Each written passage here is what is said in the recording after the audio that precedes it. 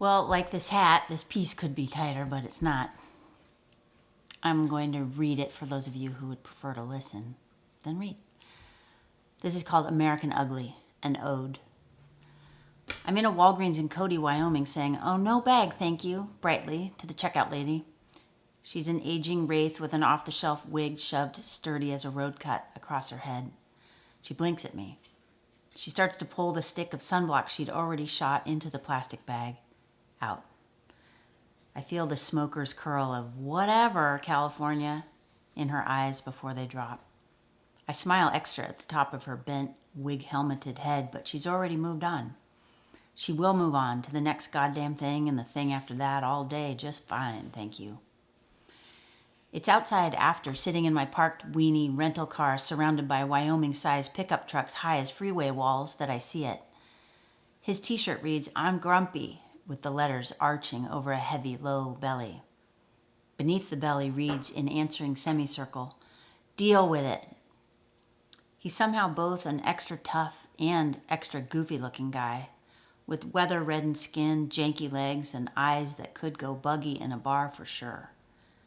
He has just climbed down from one of those jacked-up trucks, this one red, and has watched his maybe grandson make it finally down, too.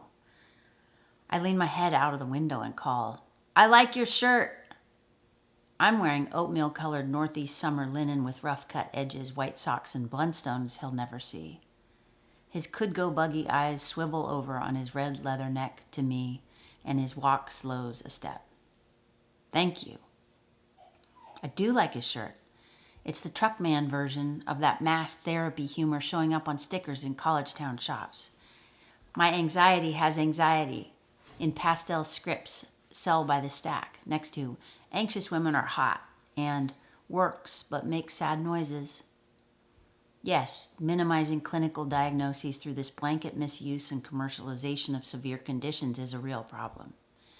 But with this grumpy granddad, I am celebrating a lazy invincibility of dysfunction that is clunking openly down the sidewalks of America. There is just less "look who I am, see my club, all is well" gleaming up the ladder going on these days, and a lot more "all is fucked, including me, how about you" getting tossed laterally about.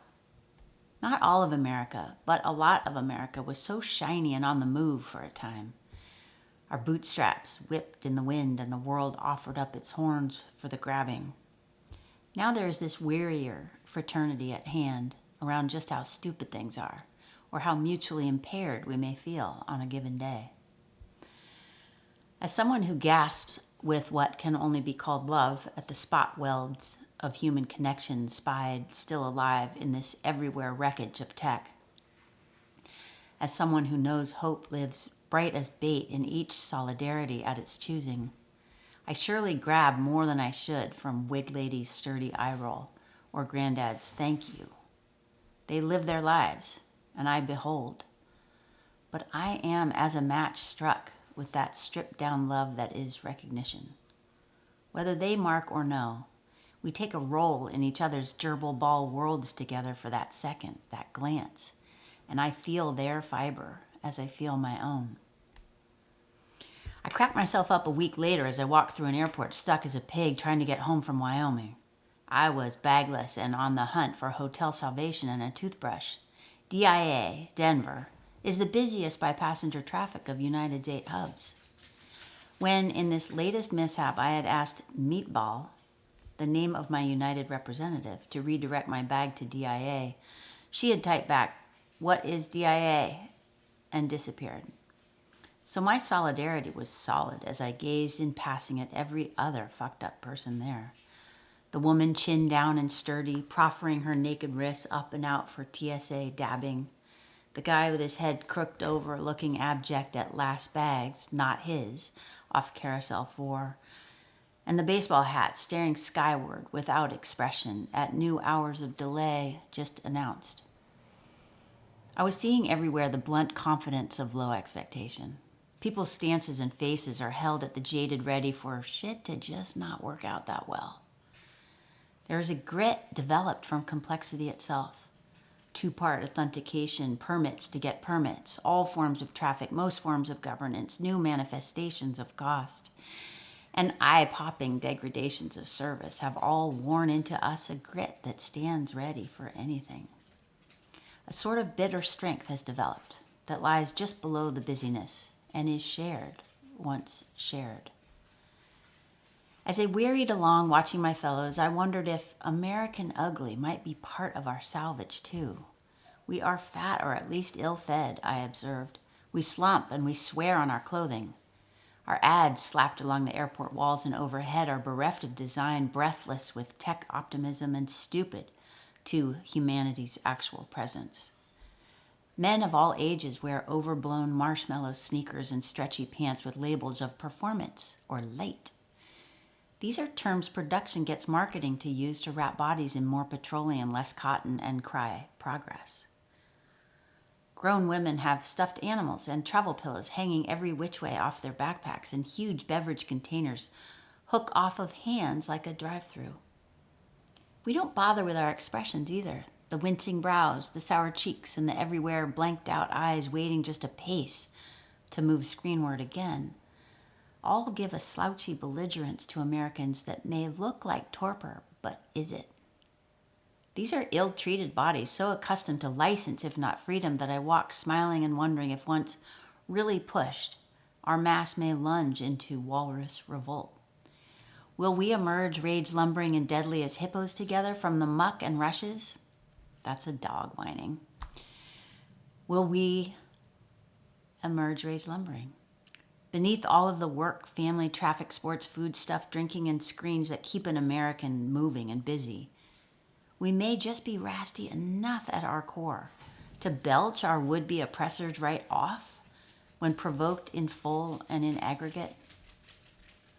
It's the eventual action that's hard to name. But when the ceaseless herders named commerce and power have finally pinched and harried us beasts once too many and once too far up our old cul-de-sacs, will this far larger we finally turn? Larger in everywhere mass than the colorful protesters, larger than those politicians showing courage, larger than the dogged civil rights groups and street battlers swarming ICE, larger than the hell-no voices of best Hollywood. This herd, if turned, is the size to choke every street, port, courthouse, and capitol building in the land. May it be so. May America's crass liberty, her dogged materialism, her cocky and unrepentant self-harms of bad food, day drinking, cheap culture, and screens, may these calluses of character and overall moral indigestion slide her already cranky masses over into a waddling but unstoppable rebellion. May she be just sullen enough.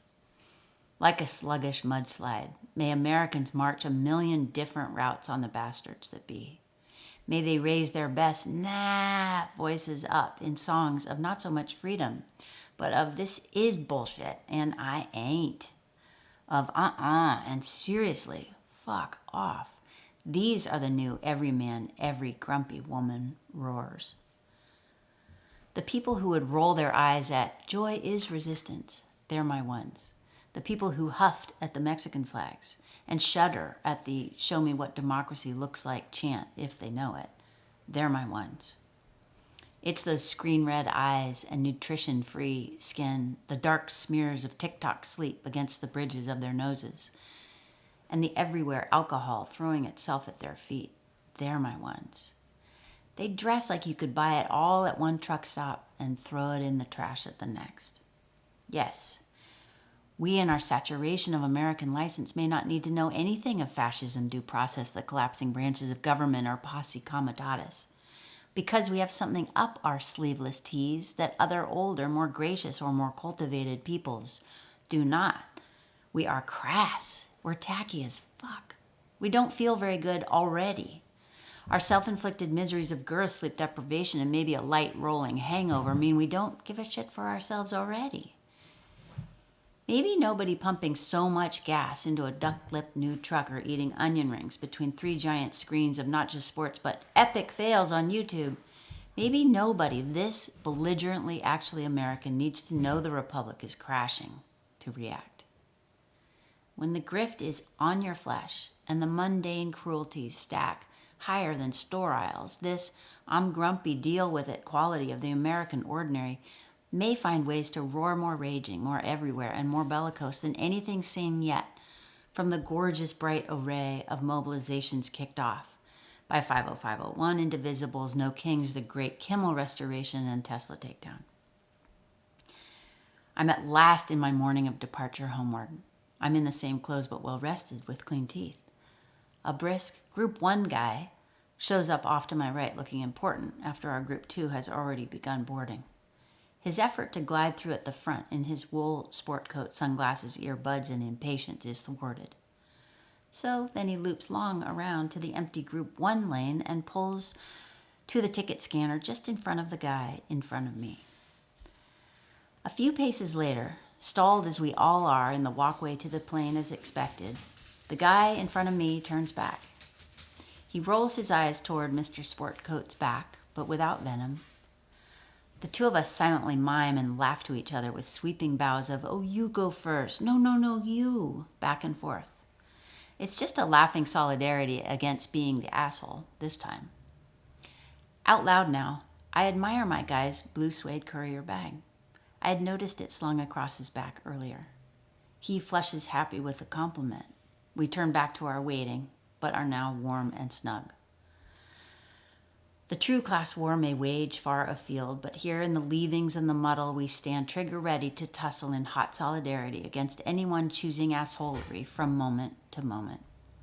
It is kindness and good humor that are of highest currency in a dismantling time. We can hand both to each other so freely, with no red tape, no technology, no taxes. Here is the pure play of human to human that is of deep threat to fascists. It sure looks like rich people need to work on this. I know some who are all set and can skip ahead. Leaving does not defeat fascists. Connecting does. Everyone now knows there's another world alongside our own, for instance, where rich people murmur taxes away from themselves and walk the planet not as humans, but as trusts. They step onto planes that glide across nations and call forth in greatest discretion masseuses, concierge doctors, and chefs wherever they may land. They money roll their generations right through right colleges and out into the life. They buy neighborhoods as compounds, super yachts as floating nations, and golden visas as hedges. They grab at whole western counties as citadels and have their ranches run by butlers/cowboys. Rich people like this can now live down whole magical corridors away from the people and out of the sacred cow economy that made them. Everybody left back here in the fray can now at least enjoy the rough company of knowing this together.